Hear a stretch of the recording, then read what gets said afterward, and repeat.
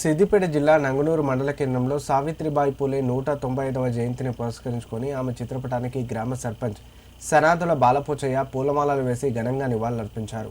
అనంతరం అంగన్వాడీ కేంద్రాల్లో చిన్నారులకు అరటి పండ్లను పంపిణీ చేశారు.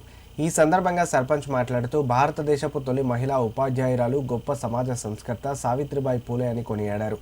కుల వివక్షకు వ్యతిరేకంగా అణగారిన వర్గాల హక్కుల కోసం ఆమె నిరంతరం శ్రమించారని గుర్తు చేసుకున్నారు. ఆ కాలంలో ఉన్న సతీ సహగమనం, బాల్య వివాహాలకు వ్యతిరేకంగా పోరాడి వితంతువుల పునర్వివాహాల కోసం కృషి చేశారని తెలిపారు. కార్యక్రమంలో రాగుల కృష్ణ, చంద్రమౌళి, ఆర్ శ్రీనివాస్, దాసరి రమేష్, బడే రాజయ్య, ఉల్లి మల్లయ్య, పులి రవి, కనకయ్య, పెంటయ్య, సాయి, శ్యామ్ పలువురు పాల్గొన్నారు. భారతదేశపు మొట్టమొదటి మహిళా ఉపాధ్యాయురాలు సావిత్రిబాయి పూలే 195వ జయంతి సందర్భంగా నంగునూరు మండల కేంద్రంలో ఆమె చిత్రపటానికి పూలమాల వేసి ఘనంగా నివాళులర్పించడం జరిగింది. మరి సావిత్రిబాయి పూలే గారు మహిళల కోసం అన్ని రంగాలలో విద్య, ఉపాధి అన్ని రంగాలలో ముందుండాలని ఎంతో కృషి చేశారు.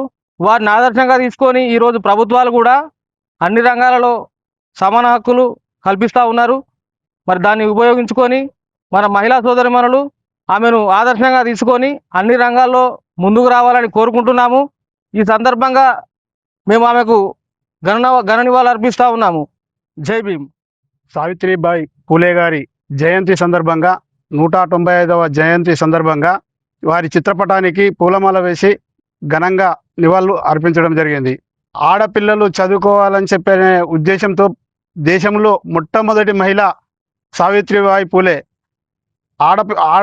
ఆడవారికి ఎప్పుడు చులకన చూసేటువంటి సమాజాన్ని వారి విద్యా బుద్ధులలో, విద్యా ఉద్యోగ రంగాల్లో అన్నిట్లలో ముందుండాలనే ఉద్దేశంతో దేశంలోనే ఎవరికి భయపడకుండా నిరంతరం పోరాటం చేసి మహిళా మనులను అందరినీ ఏకతాటిపైకి తీసుకొచ్చి వాళ్లకు చదువులో ముందుండాలనే ఉద్దేశంతో చదువు నేర్పించి ఈరోజు భారతదేశానికే ఒక సరస్వతి దేవిగా ఆమె కొనియాడుతున్నారు.